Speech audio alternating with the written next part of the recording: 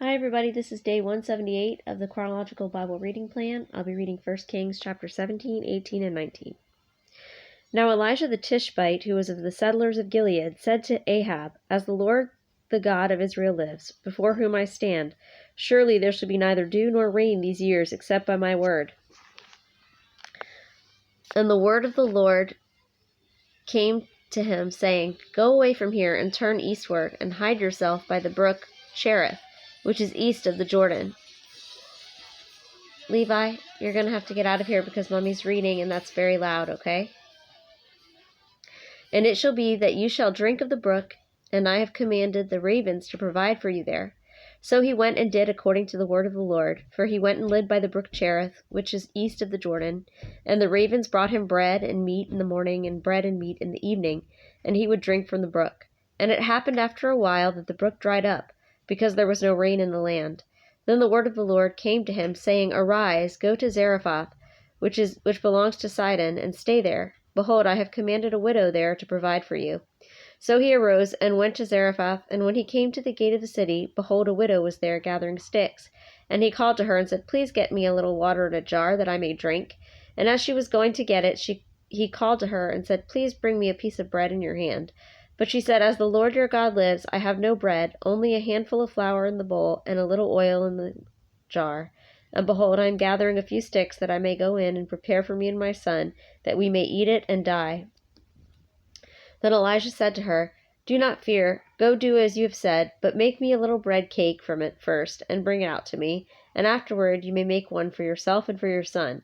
For thus says the Lord God of Israel, the bowl of flour shall not be exhausted, nor shall the jar of oil be empty, until the day that the Lord sends rain on the face of the earth." So she went and did according to the word of Elijah, and she and he and her household ate for many days. The bowl of flour was not exhausted, nor did the jar of oil become empty, according to the word of the Lord which he spoke through Elijah. Now it came about after these things, the son of the woman, the mistress of the house, became sick, and his sickness was so severe that there was no breath left in him. So she said to Elijah, "What do I have to do with you, O man of God? You have come to me to bring my iniquity to remembrance, and to put my son to death." And he said to her, "Give me your son." Then he took him from her bosom, and carried him up to the upper room where he was living, and laid him on his own bed. And he called to the Lord, and said, "O Lord my God, hast thou also brought calamity to the widow with whom I am staying, by causing her son to die?" Then he stretched himself upon the child 3 times, and called to the Lord, and said, "O Lord my God, I pray thee, let this child's life return to him."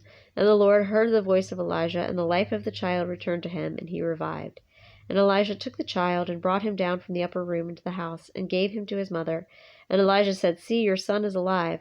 Then the woman said to Elijah, "Now I know that you are a man of God, and that the word of the Lord in your mouth is truth."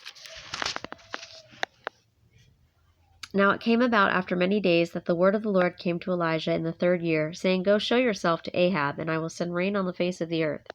So Elijah went to show himself to Ahab. Now the famine was severe in Samaria, and Ahab called Obadiah, who was over the household. Now Obadiah feared the Lord greatly, for it came about, when Jezebel destroyed the prophets of the Lord, that Obadiah took 100 prophets, and hid them by 50s in a cave, and provided them with bread and water. Then Ahab said to Obadiah, "Go through the land to all the springs of water and to all the valleys. Perhaps we will find grass, and keep the horses and mules alive, and not have to kill some of the cattle." So they divided the land between them to survey it. Ahab went one way by himself, and Obadiah went another way by himself. Now as Obadiah was on the way, behold, Elijah met him, and he recognized him, and fell on his face, and said, "Is this you, Elijah, my master?" And he said to him, "It is I. Go say to your master, behold, Elijah is here." And he said, "What sin have I committed, that you are giving your servant into the hand of Ahab to put me to death? As the Lord your God lives, there is no nation or kingdom where my master has not sent to search for you." And when they said, "He is not here," he made the kingdom or nation, swear that they could not find you. And now you are saying, "Go say to your master, behold, Elijah is here." And it will come about, when I leave you, that the Spirit of the Lord will carry you where I do not know. So when I come and tell Ahab, and he cannot find you, he will kill me, although I your servant have feared the Lord from my youth. Has it not been told to my master what I did when Jezebel killed the prophets of the Lord, that I hid 100 prophets of the Lord by 50s in a cave, and provided them with bread and water? And now you are saying, Go, say to your master, Behold, Elijah is here. He will then kill me. And Elijah said, As the Lord of hosts lives, before whom I stand, I will surely show myself to him today. So Obadiah went to meet Ahab, and told him, and Ahab went to meet Elijah. And it came about when Ahab saw Elijah that Ahab said to him, Is this you, you troubler of Israel? And he said, I have not troubled Israel, but you and your father's house have, because you have forsaken the commandments of the Lord, and you have followed the Baals. Now then, send and gather to me all Israel at Mount Carmel, together with 450 prophets of Baal and 400 prophets of the Asherah, who eat at Jezebel's table. So Ahab sent a message among all the sons of Israel, and brought the prophets together at Mount Carmel. And Elijah came near to all the people, and said, How long will you hesitate between two opinions? If the Lord is God, follow him. But if Baal, follow him. But the people did not answer him a word.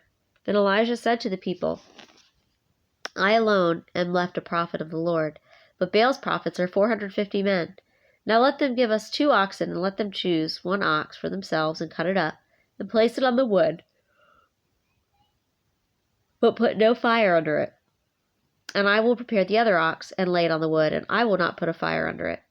Then you call on the name of your God, and I will call on the name of the Lord, and the God who answers by fire, he is God. And all the people answered and said, That is a good idea. So Elijah said to the prophets of Baal, Choose 1 ox for yourself, and prepare it first. For you are many, and call on the name of your God, but put no fire under it. Then they took the ox which was given them, and they prepared it, and called on the name of Baal from morning until noon, saying, O Baal, answer us. But there was no voice, and no one answered, and they leaped about the altar which they made. And it came about at noon that Elijah mocked them, and said, Call out with a loud voice, for he is a god.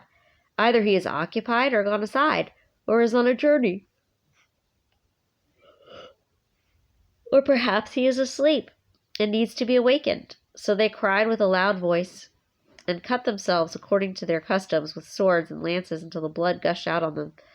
And it came about when midday was past that they raved until the time of this offering of the evening sacrifice, but there was no voice, no one answered, and no one paid attention. Then Elijah said to all the people, Come near to me. So all the people came near to him, and he repaired the altar of the Lord which had been torn down. And Elijah took 12 stones according to the number of the tribes of the sons of Jacob, to whom the word of the Lord had come, saying, Israel shall be your name. So with the stones he built an altar in the name of the Lord, and he made a trench around the altar, large enough to hold 2 measures of seed. Then he arranged the wood, and cut the ox in pieces, and laid it on the wood, and he said, Fill 4 pitchers with water, and pour it on the burnt offering and on the wood. And he said, Do it a second time, and they did it a second time. And he said, Do it a third time, and they did it a third time, and the water flowed around the altar, and he also filled the trench with water. Then it came about at the time of the offering of the evening sacrifice that Elijah the prophet came near and said, O Lord, the God of Abraham, Isaac, and Israel, today let it be known that thou art God in Israel, and that I am thy servant, and that I have done all these things at thy word. Answer me, O Lord, answer me, that this people may know that thou, O Lord, art God, and that thou hast turned their heart back again. Then the fire of the Lord fell and consumed the burnt offering, and the wood, and the stones, and the dust, and licked up the water that was in the trench. And when all the people saw it, they fell on their faces, and they said, The Lord, he is God. The Lord, he is God. Then Elijah said to them, Seize the prophets of Baal. Do not let one of them escape. So they seized them, and Elijah brought them down to the brook Kishon, and slew them there. Now Elijah said to Ahab, Go up, eat and drink, for there is the sound of the roar of a heavy shower. So Ahab went up to eat and drink, but Elijah went up to the top of Carmel, and he crouched down on the earth. And he put his face between his knees, and he said to his servant, Go up now, look toward the sea. So he went up and looked, and said, There is nothing. And he said, Go back 7 times. And it came about at the 7th time that he said, Behold, a cloud as small as a man's hand is coming up from the sea. And he said, Go up, say to Ahab, Prepare your chariot, and go down so that the heavy shower does not stop you. So it came about in a little while that the sky grew black with clouds, and wind, and there was a heavy shower. But Ahab rode and went to Jezreel. Then the hand of the Lord was on Elijah, and he girded up his loins and outran Ahab to Jezreel. Now Ahab told Jezebel all that Elijah had done. and how he had killed all the prophets with the sword. Then Jezebel sent a messenger to Elijah, saying, So may the gods do to me and even more, if I do not make your life as the life of one of them by tomorrow, about this time. And he was afraid, and arose and ran for his life, and came to Beersheba, which belongs to Judah, and left his servant there. But he himself went a day's journey into the wilderness, and came and sat down under a juniper tree. And he requested for himself that he might die, and said, It is enough now, O Lord, take my life, for I am not better than my fathers. And he lay down and slept under a juniper tree, and behold, there was an angel touching him, and he said to him, Arise, eat. Then he looked, and behold, there was at his head a bread cake, baked on hot stones, and a jar of water. So he ate and drank, and lay down again. And the angel of the Lord came again a second time, touched him, and said, Arise, eat, because the journey is too great for you.